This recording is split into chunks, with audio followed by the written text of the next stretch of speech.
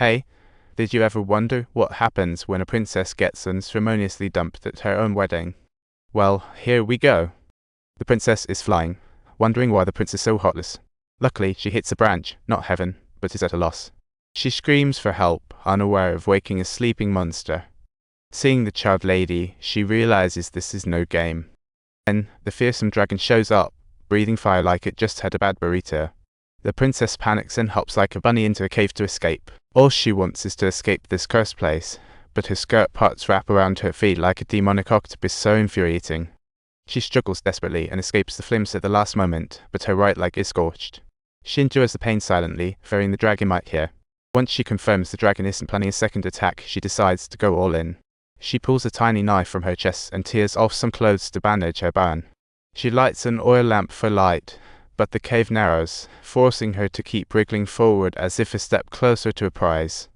With hopes of finding the exit, she slips into an abyss, flailing around like a cartoon character trying to grab onto anything. Ultimately, she falls, but luckily not from too high, and survives yet again. Unfortunately, she's also lost her only glimmer of hope.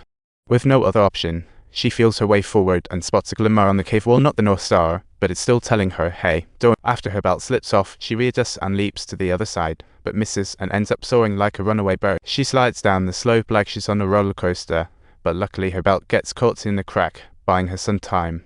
She scrambles her way back up like it's an Olympic event, finally reaching the surface where she sees a bright light, only to find it's those glowing little bugs playing tricks. Cautiously, she scoops up the bugs into her sleeve for some light and follows it to a water source, eager to take a sip.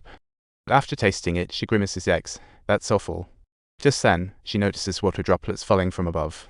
She opens her mouth wide to enjoy the rare moment of peace, unaware that the ice above is melting faster than her hopes of freedom.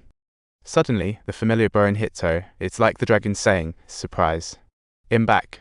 Classic case of being psychologically in a panic. She dives into the nearest cave, but the dragon boasts, you may be safe for now, but soon, I'll be crispy fried. Inside the cave, she spots names carved into the wall by other girls and realizes she's not the first sacrifice. What a lovely little club. Exhausted, she soon falls asleep, dreaming of girls who shared her same fate, all struggling in this very spot. Suddenly, she's jolted awake from a nightmare to find glowing bugs crawling all over her wound. Yikes. She quickly swipes them off. To her shock, the wound starts healing miraculously. To test her theory, she places a bug on her injured arm, and it heals at lightning speed. Using the dim light, she discovers drawings in the wall maps left by predecessors showing escape routes. As she gazes at the shimmering pathway, she realizes it's time for Operation Escape. With hope in her eyes, she stares at the crown in her. Facing those sharp crystals, she rips off what's left of her clothes to tie them to her hands and feet without hesitation.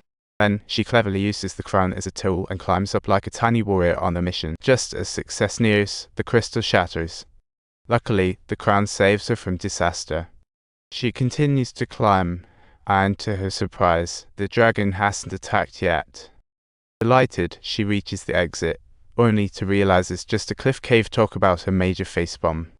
Suddenly, the dragon swoops in to grab her, but luckily she's quick on her feet and escapes. Collapsing on the ground, she reads on the wall, this is not safe, and suddenly it all clicks. It dawns on her that no one has ever successfully escaped from Hero Boy. She feels like part of a legend.